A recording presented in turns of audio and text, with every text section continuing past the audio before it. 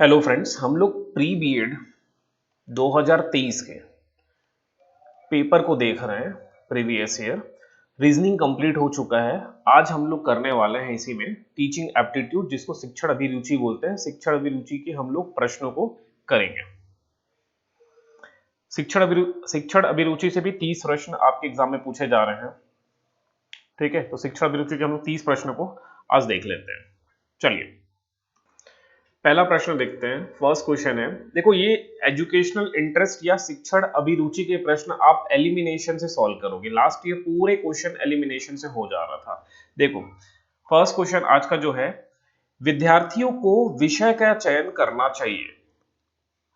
अब इसमें देखोगे ऑप्शन में, देखिए विषय की उपयोगिता के आधार पर, अभिभावकों की इच्छा अनुसार, पेरेंट्स के इच्छा से नहीं करना है तो पहले कट जाएगा ये, शिक्षक के दिशा निर्देश के अनुसार ये भी कट जाएगा, टीचर से थोड़ी, उनकी क्षमता एवं रुचि के अनुसार, एक ये आंसर हो सकता है, और दूसरा विषय की उपयोगिता के आधार पर। ठीक है, दो ऑप्शन तो हो ही नहीं सकता, बी और डी, शिक्षक के अनुसार या फिर पेरेंट्स के अनुसार सब्जेक्ट का चूज नहीं करेंगे। अब दोनों में से अपने को देख लेना है। देखिए जैसे विषय के उपयोगिता के अनुसार, जो यूजफुलनेस ऑफ सब्जेक्ट है उसके अनुसार, कि स्टूडेंट अपने एबिलिटी और अपने इंटरेस्ट के अनुसार चूज करेगा सब्जेक्ट को, तो सबसे जो बेस्ट आपको दिख रहा है यहाँ पर वो यही दिख रहा है कि वो अपनी क्षमता और रुचि के अनुसार, अपनी जो एबिलिटी है और इंटरेस्ट है उनके अनुसार अपने सब्जेक्ट का चयन करेंगे। तो यही इसका सही आंसर होगा, ऑप्शन नंबर डी। ऐसा होना चाहिए विषय का चयन करते समय। लेकिन कुछ स्टूडेंट्स के केस में क्या होता है कि पेरेंट्स ही चूज कर लेते हैं कि मैथ्स ही लेना है, इंजीनियर ही बनना है, वो उसमें उनकी क्षमता और उनकी रुचि ये दोनों को नहीं देखते। ठीक, चलिए अगले प्रश्न की ओर चलेंगे। यदि एक छात्र लगातार विद्यालय में विलंब से आता है, ठीक, वो लगातार विलंब से आ रहा है, तो हम क्या करेंगे? विलंब से आ रहा है तो ऑप्शन ए है, उसके अभिभावकों को शिकायत करेंगे। कभी कोई टीचर, देखो नेगेटिव ऑप्शन लेना नहीं है, शिकायत करना एक नेगेटिव है तो ये हो नहीं सकता, इसको काट देना। इसके कारण का पता लगाएंगे, बिल्कुल ये सही है। छात्र को विद्यालय से निकाल देंगे, अगेन नेगेटिव है, हो नहीं सकता। सभी छात्रों के सामने दंड तो देना ही नहीं है, नेगेटिव है। तो देखो तीन ऑप्शन ऐसे ही कट गए। इससे 51 में दो आंसर में से दो आंसर ही कट रहे थे ना। 51 को आप देखोगे तो या तो ए हो सकता था या तो डी हो सकता था, तो डी ज्यादा स्ट्रॉन्ग है इसलिए उसका आंसर ए है। लेकिन 52 को आप देखोगे तो ए हो ही नहीं सकता, बी हो नहीं सकता, सी नहीं हो सकता। सॉरी मैं उल्टा गलत कर दिया, एक सेकंड। क्या क्या हमने एलिमिनेट किया है? ए नहीं हो सकता, सी नहीं हो सकता, डी नहीं हो सकता, तो जो बच गया वही आंसर है, बी इसका सही आंसर है। कि टीचर इसका पता करेगा, रीजन फाइंड करेगा कि स्टूडेंट क्यों लेट आ रहा है स्कूल। ओके, क्वेश्चन नंबर 53 देखें। आधुनिक सिनेमा जो मूवीज है, ठीक, modern cinema influence the student, छात्रों को प्रभावित करता है घर से पलायन करने में, दिव्य सपनों में रत रहने में, डे ड्रीमिंग मतलब दिन भर सपना देखने में कि मैं ऐसा कर लिया वैसा हो गया, वो अपने आप से कंपेयर करता है, रचनात्मक कार्यों को पूरा करने में, अभिनेता जैसे दिखने में। तो सारे आंसर तो मुझे सही लग रहे हैं मूवीज देख के। ठीक, घर से पलायन करने में कुछ मूवीज होती हैं जो घर से, जैसे कुछ मोटिवेशनल मूवीज हो गया, उसमें कोई एक बंदा अपने गांव से भाग के मुंबई आ गया और हीरो बन गया। तो जो कुछ ऐसे होंगे स्टूडेंट्स होंगे या बच्चे होंगे, वो इस मूवी से देख के ये सीख लें कि अगर हम भी अपने गांव से भाग के मुंबई चले गए तो क्या पता हम भी एक हीरो बन जाए या हीरोइन बन जाए। तो घर से पलायन करने में भी इंफ्लुएंस कर सकता है। मूवी देखने के बाद बच्चे डे ड्रीमिंग में ही लगे रहते हैं, दिन भर सपना देख रहे हैं। कुछ मूवीज आपको कंस्ट्रक्टिव या क्रिएटिव टास्क करने में भी मदद कर सकता है, और अभिनेता जैसे दिखने के लिए तो हर स्टूडेंट ट्राई मारेगा। अगर किसी मूवी में शाहरुख खान इस तरह के कपड़े पहन रहा है, उस तरह के गॉगल्स लगा रहा है, या धूम्रपान कर रहा है, तो बच्चे भी उससे प्रभावित होकर वैसे कपड़े पहनने का प्रयास करेंगे, वैसे बाइक में घूमेंगे। तो सारे आंसर लगभग लगभग सही हो रहा है, इसलिए इसको विलोपित कर दिया गया है। ठीक, तो इसका कोई एक सही आंसर नहीं फिट हो पा रहा है। आगे बढ़ते हैं। ये क्वेश्चन को विलोपित कर दिया गया है व्यापम द्वारा। क्वेश्चन नंबर 54 है, कक्षा कक्ष में संचार निर्भर करता है।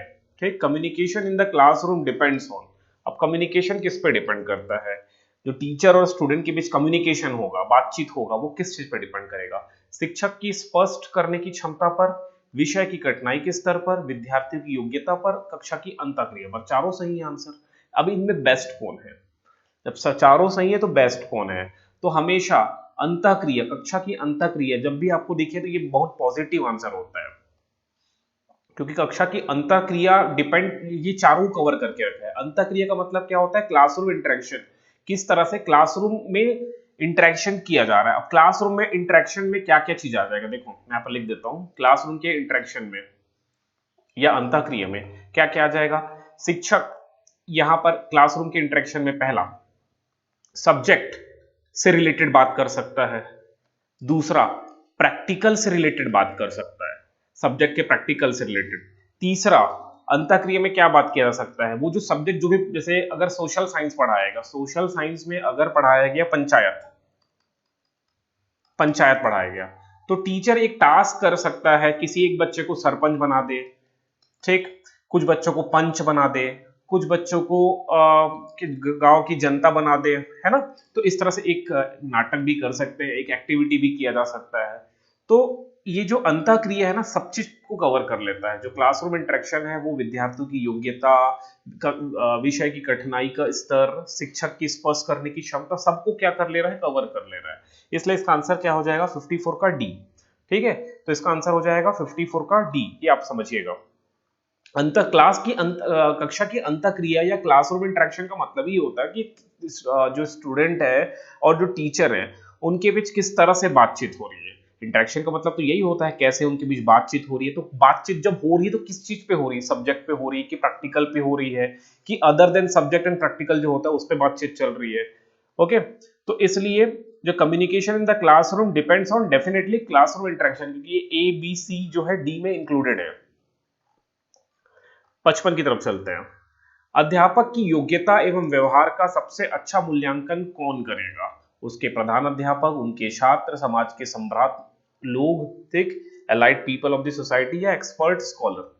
अब अध्यापक फुल टाइम किन के साथ होता है और अध्यापक की मूल्यांकन अपने को करना है तो किस चीज पे मूल्यांकन होगा? अब उसकी अध्यापक अध्यापक भी तो एक व्यक्ति है ना। अब एक व्यक्ति है तो व्यक्ति में बहुत सारे गुण होते हैं। आप किस फैक्टर की मूल्यांकन कर रहे हो? तो यहाँ पर वर्ड लिख दिया है अध्यापक। अध्यापक का मतलब पढ़ाने वाला। तो पढ़ाता किसको है? वो केवल स्टूडेंट्स को पढ़ा रहा है। अब स्टूडेंट्स ही बता पाएंगे कि वो कैसे पढ़ाता है, अच्छा पढ़ाता है, गंदा पढ़ाता है, या समझ में आता है कि नहीं समझ में आता। प्रधान अध्यापक को तो पता नहीं वो कैसे पढ़ाता है, समाज के लोगों को भी नहीं पता होगा, विशेषज्ञ विद्वान को भी नहीं पता होगा, केवल उनके छात्र हैं, स्टूडेंट, वो ही बता पाएंगे कि वो अध्यापक सही है कि नहीं है। तो इसलिए इसका आंसर क्या हो जाएगा? Option number B. 56 की तरफ चलते हैं। छात्रों की प्रगति का ब्यौरा अभिभावकों को देना आवश्यक है। ठीक, मतलब प्रगति का ब्यौरा का मतलब हो गया उनके प्रोग्रेस रिपोर्ट कार्ड की बात की जा रही है। ठीक, प्रोग्रेस रिपोर्ट कार्ड।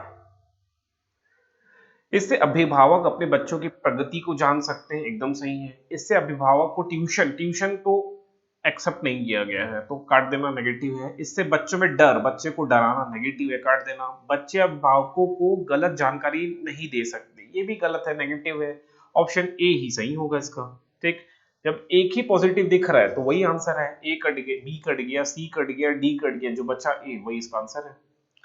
ठीक है, आगे आपके अनुसार शिक्षा का उद्देश्य क्या होना चाहिए? शिक्षा ग्रहण करने के उपरांत नौकरी, कुछ हद तक सही है। छात्रों की मानसिक योग्यता का विकास, एकदम सही है। छात्रों की कुशल साक्षर बनाना, ये भी सही है। बालकों का संपूर्ण विकास, ये भी एकदम सही है। अब इसमें सबसे बेस्ट आंसर क्या लग रहा है? जब संपूर्ण विकास की बात आ गई, जब बालक एक संपूर्ण विकास हो जाएगा तो जॉब लग जाएगा उसका, है ना, नौकरी तो लग ही जाएगा। बच्चे का संपूर्ण विकास हो रहा है तो उसकी मानसिक योग्यता का भी विकास हो जाएगा, है ना, मानसिक जो है या मेंटल डेवलपमेंट हो जाएगा। अगर बच्चों का संपूर्ण विकास हुआ है तो वो साक्षर भी बन जाएंगे। मतलब जो ऑप्शन डी है, जो ऑप्शन डी है वो ए बी सी तीनों को क्या किया हुआ है? कवर किया हुआ है। इसलिए इसका आंसर क्या हो जाएगा? Option D. अगर मैं ऑप्शन डी को टिक लगाता हूं इसका मतलब ए भी सही है, बी भी सही है, सी भी सही है। ठीक, चलिए आगे बढ़े। आज के बच्चों के कंधों पर ही कल देश का दायित्व होगा, इस कथन का आशय आपको बताना है। ठीक, कथन है एक कि आज के जो बच्चे हैं वो कल के भविष्य, मतलब कल के भविष्य हैं, आज के बच्चे कल के भविष्य, क्योंकि वही देश को संभालेंगे। तो बच्चों को कंधा मजबूत करना चाहिए, काट देना गलत है। बच्चों को स्कूल में शारीरिक प्रशिक्षण देना चाहिए, ये भी काट देना। शारीरिक बस क्यों, बच्चे को केवल शारीरिक प्रशिक्षण देंगे, कंधा बस मजबूत करना है क्या, दिमाग मजबूत नहीं करना है क्या, तो बी भी कट जाएगा। बच्चों के समुचित विकास, समुचित विकास का मतलब वही है ऑल राउंड डेवलपमेंट, ठीक, तो यही इसका आंसर हो जाएगा। वैसे बच्चों पर कम भार रखना चाहिए, ये भी गलत है। देखो ए तो पूरा गलत है, डी पूरा गलत है, बी पूरा गलत है, जो बच्चा वही सही आंसर है, ऐसे भी कर सकते हो। लास्ट ईयर मैं फिर से बता दूं, लास्ट ईयर पेपर बहुत इजी आ गया है, और पेपर इजी आ गया है इसलिए कटअप भी हाई चले गया था लास्ट ईयर, ठीक है। अब देखो फिर से, माना जाता है कि महिला शिक्षक प्राथमिक स्तर की शिक्षा के लिए अधिक उपयुक्त है। प्राथमिक मतलब प्राइमरी लेवल, प्राइमरी लेवल का मतलब पहली से पांचवी, पहली से पांचवी के लिए महिला शिक्षक सबसे बेस्ट है, ऐसा माना जा रहा है। कि इसका कारण क्या है, वे बच्चों के साथ धैर्यपूर्वक और प्यार से काम करती है, उनके पास अन्य व्यवसाय के लिए एक अवसर नहीं है, काट देना। वे कम वेतन पर काम करने के लिए तैयार हो जा रहे हैं, काट देना। प्राथमिक शिक्षा के लिए कुछ योग्यता की आवश्यक नहीं है, काट देना। प्राथमिक शिक्षा के लिए भी आपके पास बीएड या डी, आप तो डीएलएड ही कर दिया गया, डीएलएड होना चाहिए, ये पहली योग्यता। दूसरा, आपके पास टेट का पेपर 1 क्लियर होना चाहिए, चाहे वो सी टेट हो या सी जी टेट, जो भी टेट हो उसका पेपर 1 क्लियर होना चाहिए, योग्यता तो है ना। 12वीं पास होना चाहिए, ये तीसरी योग्यता, 3 योग्यता है। तो यही इसका आंसर हो जाएगा, बच्चों के साथ धैर्य पूर्वक और प्यार से काम करते हैं। ऐसा जरूरी नहीं है कि महिलाएं ही धैर्य पूर्वक और प्यार से काम करेगी, ठीक, लेकिन ऐसा माना जाता है कि ऐसा देखा गया है कि जो पुरुष होते हैं उनमें गुस्सा ज्यादा होता है और छोटे बच्चे के ऊपर भड़क जाते हैं, इसलिए एक हद तक ये भी सही है, बट देखा जाए तो सब सही है। चलिए, तो ऑप्शन ए इसका करेक्ट होगा आंसर। अगले प्रश्न को चले, विद्यार्थियों में नैतिक मूल्य किस प्रकार पैदा की जा सकती है। सुबह के प्रार्थना द्वारा, गलत। प्रार्थना द्वारा अगर नैतिक मूल्य पैदा हो जाती तो जितने आतंकवादी और नक्सली पकड़ पकड़ के सुबह का प्रार्थना करा देते, उनको हो जाता उनमें नैतिक मूल्य, मॉरल वैल्यूज। नैतिक मूल्यों पर व्याख्यान देके अगर कोई लेक्चर दे रहा है मॉरल वैल्यूज पे, तो भी नहीं सीख सकते। पाठ्यक्रम के साथ संबंधित करके, ये एक तरह का सही अप्रोच होगा कि आपके पाठ्यक्रम में, सिलेबस नहीं है, करिकुलम में डाल दे। महान व्यक्तियों की जीवन गाथा बताकर, ये भी नहीं है। सी सही है, सबसे बेस्ट आंसर सी है, ठीक। अगर आपके पाठ्यक्रम में, करिकुलम में ही डाल दिया गया मॉरल वैल्यूज को, तो आप क्लास 1 से, जैसे आप एडमिशन क्लास 1 से लेते हैं, धीरे धीरे होते होते 12 सालों में आपके अंदर थोड़ी तो मॉरल वैल्यू आई जाएगी, अगर करिकुलम में डाला गया तो। और करिकुलम को मतलब सिलेबस नहीं होता। निकट समाज में व्याप्त बुराइयों का अध्ययन करने, करिकुलम से रिलेटेड एक वीडियो मैं अपलोड किया हूं, देख लेना उसको। करिकुलम क्या है, किसको बोलते हैं, मैंने बताया है। निकट समाज में व्याप्त बुराइयों का अध्ययन करने का सर्वोत्तम साधन है। अगर सोसाइटी में कुछ बुराई फैली हुई है तो उसको अगर पहचानना है तो उसके लिए सबसे अच्छा साधन क्या होगा, छात्रों से संपर्क की, अभिभावकों से संपर्क बना के, सोशल सर्वे करके, सामाजिक सर्वेक्षण करके, या बुक स्टडी करके। तो बुक स्टडी करके आप सोसाइटी के प्रॉब्लम को नहीं जान सकते। कुछ हद तक छात्र बता पाएंगे, कुछ हद तक पेरेंट्स बता पाएंगे, लेकिन छात्र सारी बुराई के बारे में थोड़ी जान रहा है सोसाइटी में क्या चल रहा है, पेरेंट्स को भी सारी बुराई के बारे में नहीं पता। लेकिन अगर हम लोग सोशल सर्वे कर ले, घर घर जाके पूछे, मोहल्ले में जाके पूछे, तो उससे समाज में किस तरह की बुराई जो है फैला हुआ है उसके बारे में आपको पूरी जानकारी मिल जाएगी। तो इसका सही आंसर क्या हो जाएगा, ऑप्शन नंबर सी। देखिए 62 प्रश्न, एक शिक्षक अपने छात्रों से मधुर संबंध किस प्रकार स्थापित करता है। उन्हें सदैव हंसी मजाक करके, उनसे उचित दूरी बनाकर, काट देना। उनकी समस्याओं को सुनने के बाद उसका निदान करके, सबसे बेस्ट यही लग रहा है। छात्रों को अपना परम मित्र, ये भी नहीं है। कोई टीचर अपने स्टूडेंट को फ्रेंड बना सकता है बट बेस्ट फ्रेंड नहीं बना सकता। बेस्ट फ्रेंड बना लेगा तो पढ़ना बंद कर देगा बच्चा। फ्रेंड जरूरी है, फ्रेंडशिप जरूरी है, बट बेस्ट फ्रेंड जरूरी नहीं है। तो जो स्टूडेंट है, जो टीचर है, स्टूडेंट का से मधुर संबंध, ठीक, मधुर संबंध मतलब गुड रिलेशनशिप बना सकता है, उनकी समस्याओं को सुन के उसका तुरंत निदान करके, ठीक। अगर निदान कर पा रहा है तो निदान करेगा, तो वे ऑफ सोल्यूशन दे देगा, इस तरह से आप उसको हल कर सकते हो। अब शिक्षण क्या है, तो शिक्षण एक्चुअल में देखोगे तो एक स्किल भी है और एक आर्ट भी है, ठीक है। शिक्षा के कौशल भी है, सीखना पड़ेगा, स्किल है तो सीखना पड़ेगा। आर्ट है, कला है। कला कभी कभी क्या होती है, आर्ट आर्ट जो आर्टिस्ट होते हैं वो बिना सीखे आर्टिस्ट बन जाते हैं, उनमें आर्ट होता है। आर्ट एंड जो आर्ट और स्किल है, ये दोनों में अंतर है। और ये टीचिंग जो है ना, ये दोनों है, आर्ट भी है और स्किल भी है। सो एक्शन एक क्रिया मात्र नहीं है, एक तपस्या में नहीं है, एक कौशल है और एक कला है। इसलिए इसको एलिमिनेशन विलोपित कर दिया गया है। ठीक, ये विलोपित हो गया। ठीक है, डिलीटेड। अब इसको याद रखना, शिक्षक एक स्किल एंड आर्ट दोनों है। शिक्षकों का मूल्यांकन किसके द्वारा होना चाहिए? शिक्षकों का मूल्यांकन, शिक्षकों का मूल्यांकन निरीक्षण और अधिकारी द्वारा नहीं, उनके समवर्ती उच्च अधिकारी द्वारा नहीं, उनके शिक्षार्थियों द्वारा, उनके शिक्षार्थियों, उसके स्टूडेंट द्वारा। ये सबसे बेस्ट तरीका होगा, पता नहीं व्यापम ने बाय सोसाइटी लिख दिया है। By whom should teachers be evaluated? तो देखो यहां सोसाइटी, सोसाइटी में कौन कौन आएंगे? सोसाइटी में पेरेंट्स होंगे, माँ बाप और बच्चे होंगे। तो अगर मूल्यांकन किया जा रहा है तो केवल स्टूडेंट से ही क्यों करा है, उनके पेरेंट्स से भी करा लो, तो दोनों से करा लो। इसलिए इसका आंसर शायद सोसाइटी ले लिया गया हो, बाय सोसाइटी ले लिया गया। अगर ये समाज नहीं होता, अगर यहाँ पर हेड मास्टर लिखा होता या प्रिंसिपल लिखा होता, तब के केस में आंसर डी होता जो ऊपर हुआ था। लेकिन समाज में दोनों आ जा रहे हैं, स्टूडेंट पेरेंट्स दोनों आ जा रहे हैं, इसलिए इसका आंसर हो गया सी।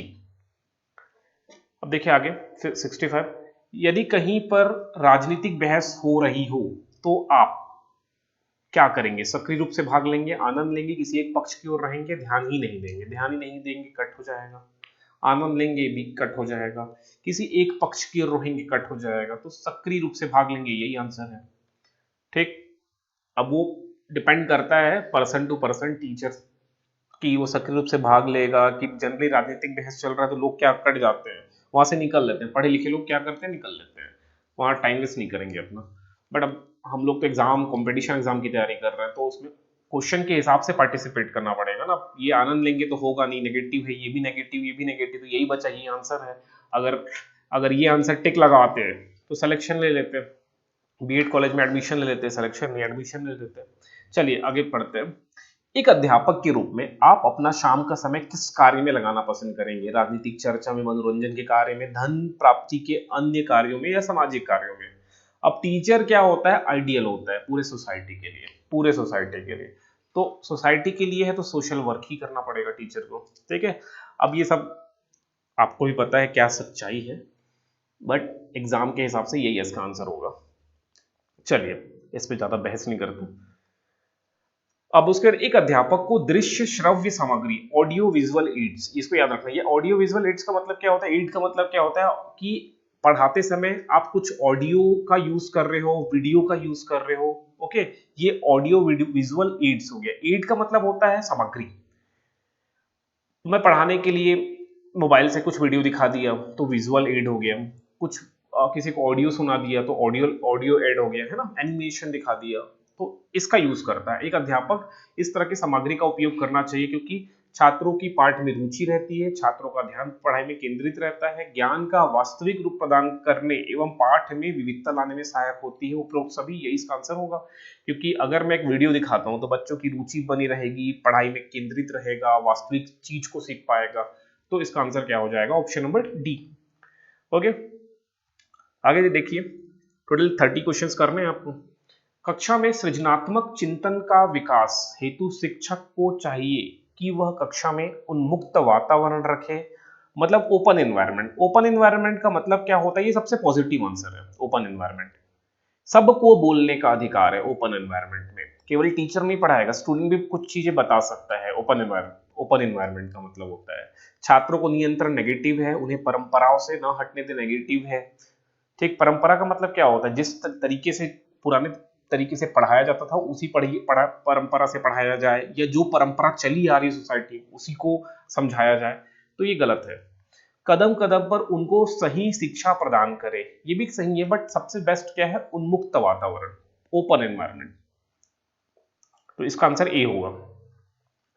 यदि आप विद्यालय में शिक्षण सहायक सामग्री का अभाव है आपके विद्यालय में, तो आप क्या करोगे? अब आपके स्कूल में ये एड है नहीं, टीचिंग एड नहीं है, जैसे ये वर्ड याद रखना, टीचिंग एड, पूरे बीएड में बहुत काम आने वाला है टीचिंग एड। ये बहुत बार बनाओगे, आप लोग को बनाना पड़ेगा टीचिंग एड। चार्ट पेपर में या कुछ पुराने कार्टून से, ठीक, पुट्ठे से, कागज से, ये सब आपको एड्स बनाने पड़ेंगे।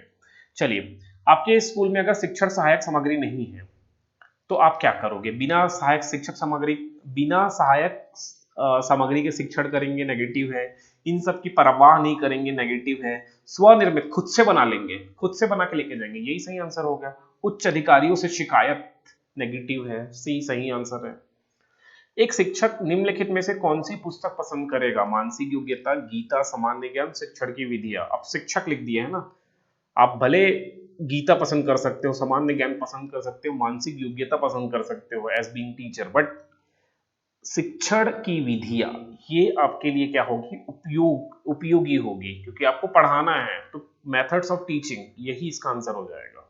ठीक, छात्रों के सर्वांगीण विकास किया जा सकता है, ठीक है, ऑलराउंड डेवलपमेंट। सर्वांगीण विकास का मतलब होता है हर तरह से विकास करना, अच्छी शिक्षण सुविधा देकर, सामाजिक दायित्वों का बोध करवा के, छात्रों में स्वयं के हित का ज्ञान देकर, उनको धन उधार देके। तो ये काट देना, ये तो होगा नहीं। अब तीनों में देखो कौन बेस्ट है। छात्रों के स्वयं के हित का ज्ञान देकर, तो बच्चे अपने हित को नहीं समझ सकते। सामाजिक दायित्व का बोध, अब उनको आप अभी से क्या करोगे? सोशल रिस्पॉन्सिबिलिटी दे दोगे कि तुमको समाज में ये करना है, ये भी गलत तरीका ही है। सबसे बेस्ट क्या है कि by providing good educational facilities, उनको फैसिलिटीज दो, आप फैसिलिटीज प्रोवाइड कर दो, वो खुद से पढ़ लेंगे। मॉडर्न एजुकेशन सिस्टम यही कहता है कि बच्चों को केवल आप फैसिलिटी दो, वो खुद से पढ़ लेंगे। ठीक, ये अभी पढ़ोगे सीजी टेट, सी टेट जब तैयारी करोगे तो। शिक्षा में सुधार किस प्रकार संभव है? प्रशासनिक सुधार द्वारा, परीक्षा की पद्धति में परिवर्तन करके, शिक्षा पर अधिक धन खर्चा करके, श्रेष्ठ शिक्षकों की नियुक्ति करके, यही सबसे बेस्ट होगा। श्रेष्ठ शिक्षक, पहले वो आदमी ग्रेजुएशन हो या 12 कम से कम पास हो, अगर प्राइमरी के टीचर है तो। लेकिन अगर पीजीटी टीजीटी बनाना है तो ग्रेजुएशन होना चाहिए, ये पहला। दूसरा, बीएड हो, मतलब कुछ एजुकेशन के बारे में पढ़ा हो। तीसरा, सी टेट, सीजी टेट। तो ये सबसे क्या हो रहा है? हमको उच्च शिक्षा ही तो मिल रहे हैं, उच्च क्वालिटी के, ठीक है, बेस्ट टीचर्स मिल रहे हैं। तो ये इसका आंसर क्या हो जाएगा? डी। अगर एजुकेशन सिस्टम को सुधारना है तो सबसे अच्छा ही ऑप्शन है कि बेस्ट टीचर हो। टीचर क्या हो? बेस्ट हो, क्वालिफाइड हो। सफल शिक्षक वही है जो अच्छे अंक देता है, काट देना। नियमित गृह कार्य, होमवर्क देना अच्छी बात नहीं है, काट देना। कठोर अनुशासन भी अच्छी बात नहीं है। छात्रों की प्रगति की प्रति सजग रहता है, ठीक है, remains aware of the progress of the student, student के प्रोग्रेस के बारे में वो सोचता है। तो यही इसका आंसर होगा, ए बी सी तो हो ही नहीं सकता। 74 की तरफ चलते हैं। शिक्षण मुख्य रूप से डैश द्वारा किया जाना चाहिए? कुशल एवं प्रशिक्षित शिक्षकों द्वारा, प्रशिक्षित व्यक्ति द्वारा, काट देना। अनुभवी शिक्षकों द्वारा, युवा प्रतिभाशाली व्यक्तियों द्वारा। तो कुशल एवं प्रशिक्षित, कुशल स्किल्ड और ट्रेन्ड। स्किल्ड है पढ़ाने का, लेकिन ट्रेनिंग भी मिलेगा, बीएड में मिलेगा। उसके बाद सरकार अलग अलग तरीके से ट्रेनिंग करवाते रहती है। तो इसका आंसर क्या हो जाएगा? ए। शिक्षण केवल कुशल एवं प्रशिक्षित, ये वर्ड याद रख लेना, काम का है। अब ऐसे ही प्रश्न आपके 2024 के पेपर में भी आएंगे, तो रेडी रहिए, इसी तरह के आते हैं। बस एलिमिनेशन अच्छे तरीके से करना है। सफल नेतृत्व होता है प्रजातांत्रिक, राजतांत्रिक, समूह आधारित, तानाशाही। तो तानाशाही अच्छा चीज नहीं है, और मोनार्की भी अच्छा चीज नहीं है। तो सबसे बेस्ट होता है वो डेमोक्रेटिक है। डेमोक्रेटिक में टीचर और स्टूडेंट दोनों फ्री होते हैं पढ़ाने के लिए। स्टूडेंट भी पढ़ा सकता है डेमोक्रेटिक में, लेकिन राजतांत्रिक में केवल एक आदमी जो राजा है स्कूल का, विच इज टीचर, वही पढ़ाएगा। तो ये अच्छा चीज नहीं है। ठीक, तानाशाही तो कहीं अच्छा नहीं होता। सबसे अच्छा क्या होगा? प्रजातांत्रिक माहौल, प्रजा डेमोक्रेटिक एनवायरनमेंट। इसको याद रखे रहना, ये कई बार आया हुआ है, डेमोक्रेटिक एनवायरनमेंट। डेमोक्रेटिक एनवायरनमेंट होना चाहिए स्कूल में, प्रजातांत्रिक पर्यावरण होना चाहिए स्कूल का। कक्षा शिक्षण में आईसीटी प्रयुक्त करते समय अध्यापक की आवश्यकता नहीं रहेगी। अध्यापक के लिए कार्यभार अधिक ले जाएगा। आईसीटी मतलब क्या होता है? Information and communication technology, information एवं एंड कम्युनिकेशन टेक्नोलॉजी। मतलब पढ़ाते समय हम आईसीटी का उपयोग करें, मतलब कंप्यूटर हो गया, मोबाइल हो गया, जो टेक्नोलॉजी है उनका उपयोग करें। तो उससे क्या हो जाएगा? अध्यापक की आवश्यकता नहीं रहेगी। क्या रहेगी? बिल्कुल, अध्यापक ही पढ़ाएगा एट द एंड में। अध्यापक के लिए कार्यभार अधिक ले जाएगा, बिल्कुल गलत है। अगर हम लोग कंप्यूटर का यूज करके बच्चों को पढ़ा रहे हैं, मोबाइल में वीडियो दिखा दिए, तो उससे अधिक थोड़ी हो गया हमारा कार्यभार, और कम हो जाएगा बल्कि। अध्यापक की भूमिका समन्वयक के रूप में रहेगी। समन्वयक का मतलब क्या होता है? कोऑर्डिनेटर। अब टीचर कोऑर्डिनेट कर रहा है, अध्यापक की भूमिका केंद्रीय हो जाएगी, ये भी गलत है।